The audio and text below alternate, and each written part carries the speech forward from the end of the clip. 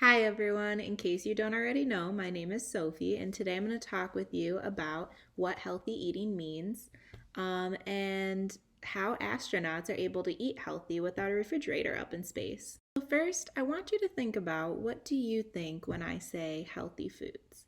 Do you just think about that gross green vegetable that your parents keep trying to get you to eat, or are you thinking about maybe an apple or maybe a pepper? Okay, so now that I had you think for a minute on what healthy foods are and maybe thought of a couple, I'm going to introduce you to the 5 food groups, which is one way to organize these foods um, in your brain, kind of. So maybe some of you have heard of these food groups before. It's one way to organize the foods to make sure you're getting a variety of these nutrients and vitamins that you need for your body to function. So these food groups are the fruits, vegetables, grains, proteins, and dairy. Now, getting a variety from each of these groups, like I said, helps your body to work in the ways you want it to work during the day. So, have enough energy to play, help you grow to be taller and stronger, and all of those kind of things.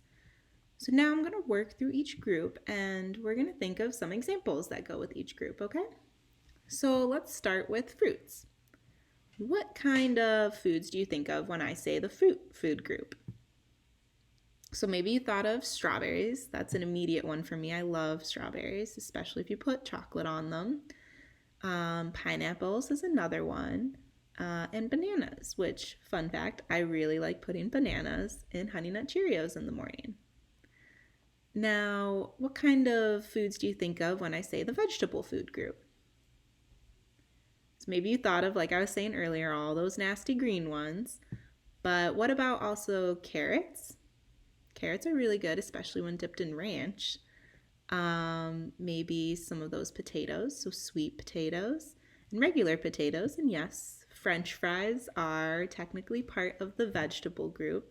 But remember, you want to have a variety of foods from each group. So you don't want to only eat the French fries to get those vegetable food groups in, because you won't get that variety of nutrients and vitamins your body needs. And we'll talk a little bit about those vitamins in a minute.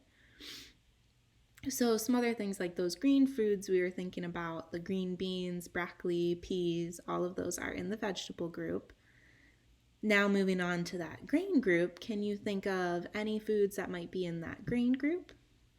So I thought of rice, bread, which is really good, I think, with breakfast. Have a piece of toast with peanut butter on it or something like that.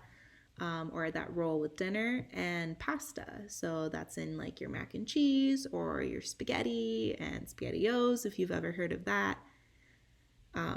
So then what kind of foods do you think of that might go in the proteins food group? So maybe you thought of chicken first.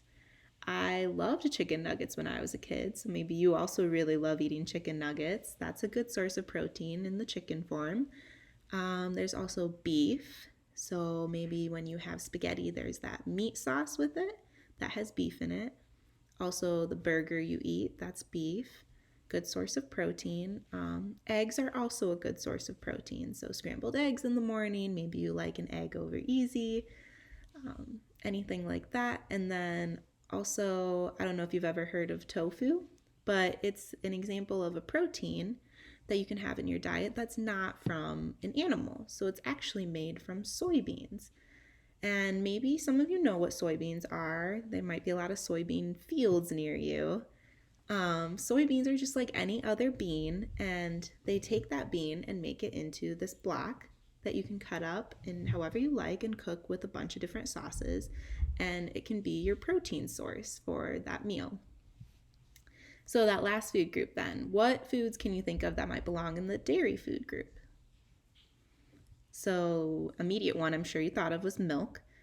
So having milk with a bowl of cereal in the morning, maybe having chocolate milk as a dessert late in the evening, or even for breakfast if you want. It's a good source of dairy.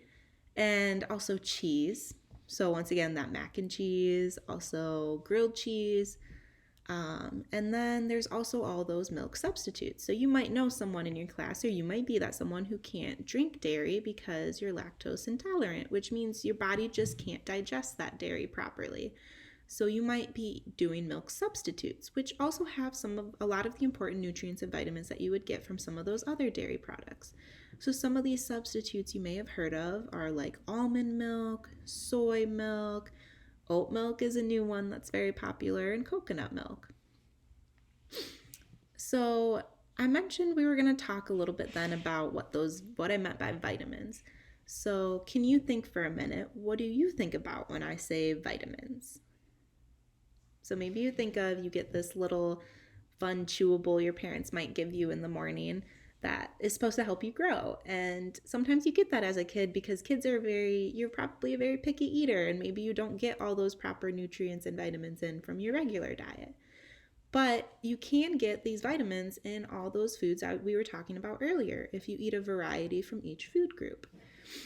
So these vitamins are important so that your body can function properly, like we were saying earlier about eating a variety from each food group.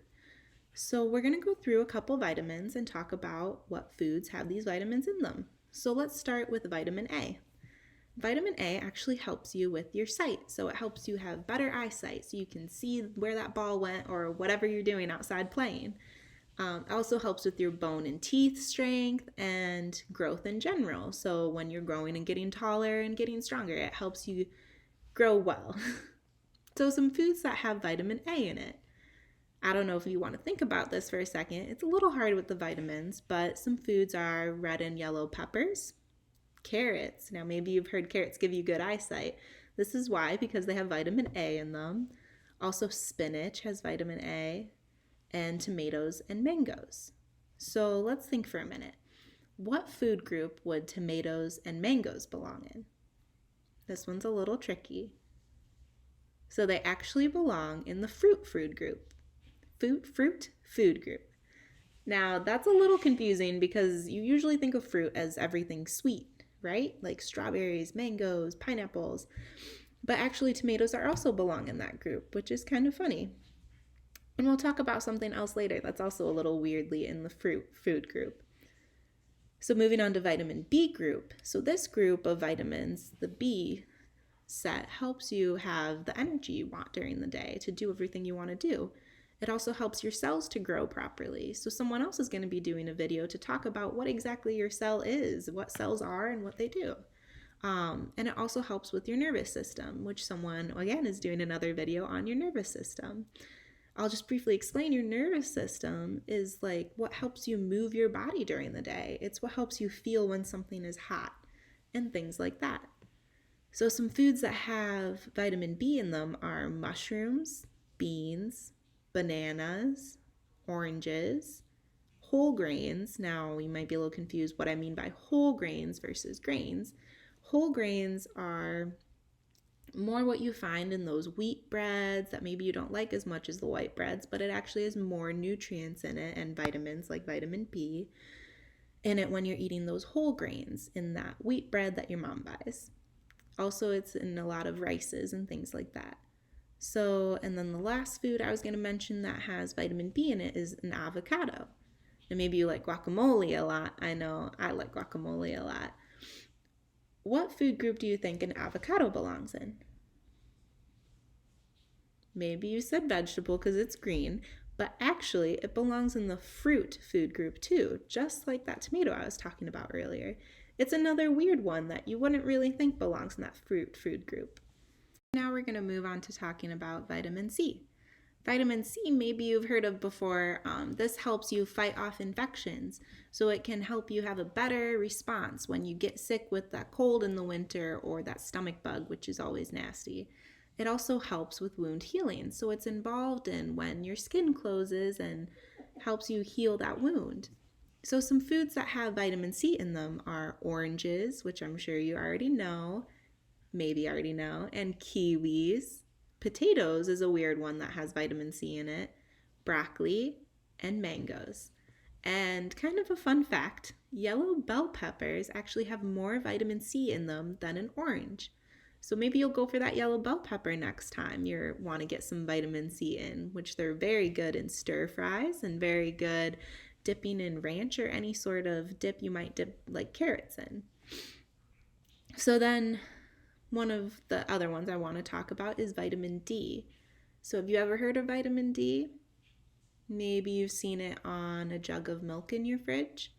It is in milk, and it helps you have healthy bones and teeth, so it helps them stay really strong.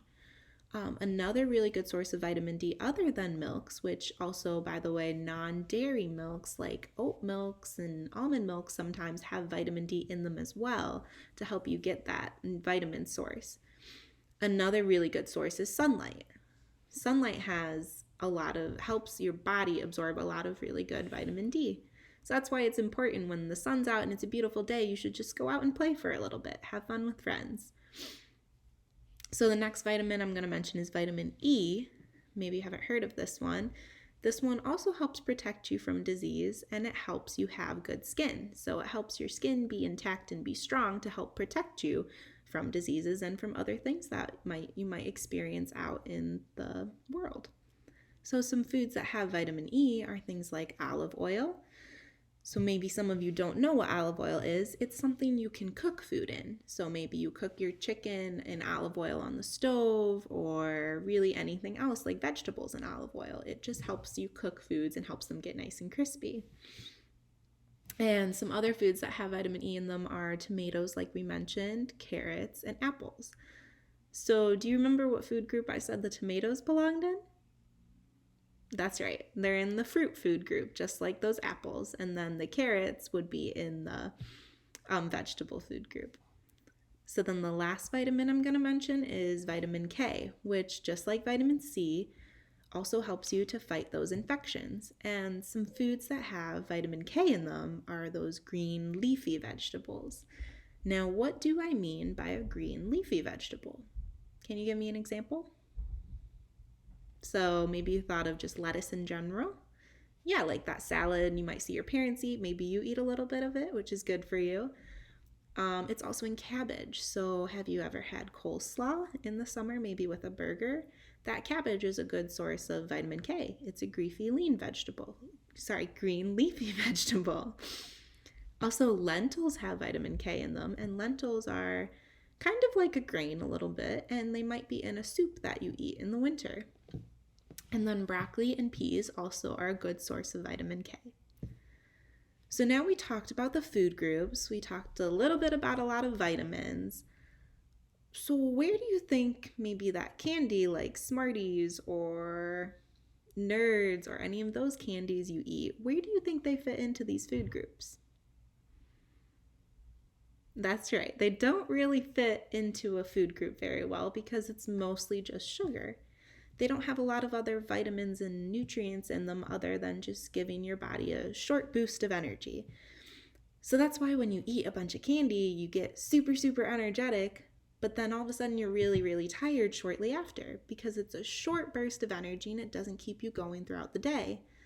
That's why you don't really want to just eat candy all day. You want to have a lot of different foods so that you keep up that energy so that you can play with friends all day instead of just for 15 minutes after you ate that candy.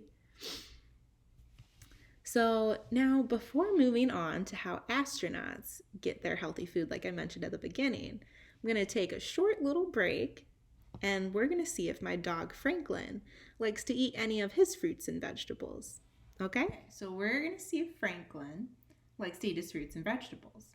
And I'll spoil it a little here. These are some of his favorite treats. So he really does like eating his fruits and vegetables. So we're going to give him a little bit of banana. So do we remember what food group the banana belongs in? That's right, the fruit food group. So he's sitting really nicely right now. Stay, buddy. Good boy. So this is Franklin, by the way. Skipped that part.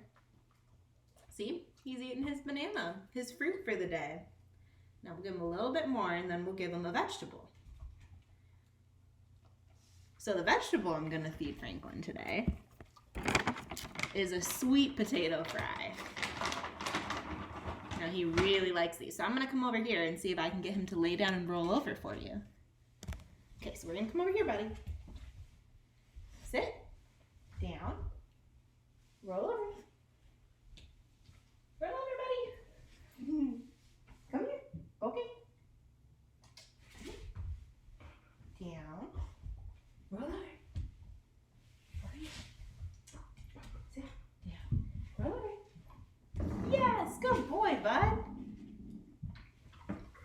And now we got some fruits and vegetables in for the day. Now that we took a short break and met Franklin and gave him some good treats, I'm going to come back to that astronaut question. So, how do astronauts eat healthy up there in space? They don't have a refrigerator, and you can only carry so much on a spaceship, right? You can't go to the grocery store on the weekend when you have downtime because you're up in space. You don't have access to that kind of foods. So, a nice way to think about how astronauts get their food and prepare their food for their trips is think about packing for a camping trip. Maybe you've been on a camping trip and you've had to pack a bunch of food into a small space and maybe not packed a lot of things that can go bad easily. So maybe you brought like dried fruits instead of regular fruits. They're smaller and they're easier to package into small little spaces, and nuts and some other dried foods of that nature. So that's kind of how astronauts do that up in space. So maybe going back for a second, you've seen at museums all that freezer dried ice cream bars and all of that kind of stuff. That is one way that astronauts do eat food, but they don't really eat freezer dried ice cream bars a lot. They freezer dry some things that spoil really easily. So maybe their meats and things like that, and then they can warm them up in an oven, which they do have on their spaceship. So, like I said, it's kind of like packing for a camping trip, and they want to fit things into the smallest space possible. So they have really cool packaging around their foods that help keep things small and condensed and in tight little packages. But the packages also serve another purpose. It helps to prevent the food from flying away and having little particles floating all around. Because if you've ever seen when you're in a spaceship, you don't really have gravity, right? You're floating around and you're kind of hanging in space. So you don't want, when you're eating food then, if you're floating around, your food floats around. So you don't want little pieces of bread or stuff floating around up there in space. So how do they do that? Well, the packaging helps, and then they also have foods packaged a very specific way to prevent that from happening. So actually, fun fact, their salt and pepper is in liquid form so that it doesn't float away in tiny little particles and cause a lot of damage. What kind of damage do you think might happen if you have little particles flying around in a spaceship? Some of you may already know this, but it can actually clog up their air vents, which is not something you want to happen on a spaceship because you don't want to have any issues getting the air you need to breathe. Also, funny enough, if you try to sprinkle salt and pepper on food in space and you have those particles flying around, they can actually get in the astronauts' eyes or nose or ears and cause a lot of problems and irritation. So that's why they have them in liquid form and why they have these packages that help keep that food inside or just between you eating it. And they also use tortilla shells instead of bread a lot because bread, as you can imagine, crumbles, whereas tortilla shells stays in like big chunks, so it's easier to eat up there in space. Now, they do eat a whole 3 meals a day, just like you do on Earth. And they have actually special nutritionists that help make sure that they're getting those nutrients and vitamins that they need, especially up in space, because you don't want to start not feeling well or have energy to do what you need to do up there. So they do have a variety of food options that they eat. So like I said, packing for that camping trip, they do have dried fruits, just like you would pack for a camping trip. And things like nuts and peanut butter. They do make peanut butter and jelly sandwiches up there. And they do eat things like chicken, beef, seafood, and they do also have some candy and brownies. So a lot of things you might eat in your diet, but it's just in a different form because you're up there in space. And like I said, it all comes in special packages that they dispose of properly to make sure you don't have things flying around. And that's really about it with them eating. But I put down a couple little fun facts I was just going to share about astronauts. So astronauts on average, did you know, exercise 2 hours per day. That's a long time to really exercise. They actually need to do this because when you're up in space, you don't have gravity that's holding your body down. And gravity actually helps your body stay strong because you have resistance. So when you walk, you have to pick up your leg and put it back down. But up in space, there's no resistance to that. Your leg just kind of floats through space like that. So you need some resistance to keep those muscles strong. So they have special exercise equipment that weights their body down so that they can do exercise during the day and keep those muscles strong. So when they come back to Earth, they're not super weak and can't really walk on their own. So that's really all I have down about the astronauts right there. But if you want to learn a little bit more about the day-to-day life of an astronaut or anything like that, ask your parents if you can go to the nasa.gov website, and they have a lot of videos on there for you to watch about what a day is in the life of an astronaut, how they exercise, how they train to be an astronaut, and all of those kind of things that maybe you have questions about. So thank you for listening today. I hope you enjoyed meeting Franklin and learning about nutrition, and I hope you think about trying a variety of new foods when you're eating now so that you can have that energy you need to play with your friends in the afternoon or really do anything you want to do during the day. Thank you.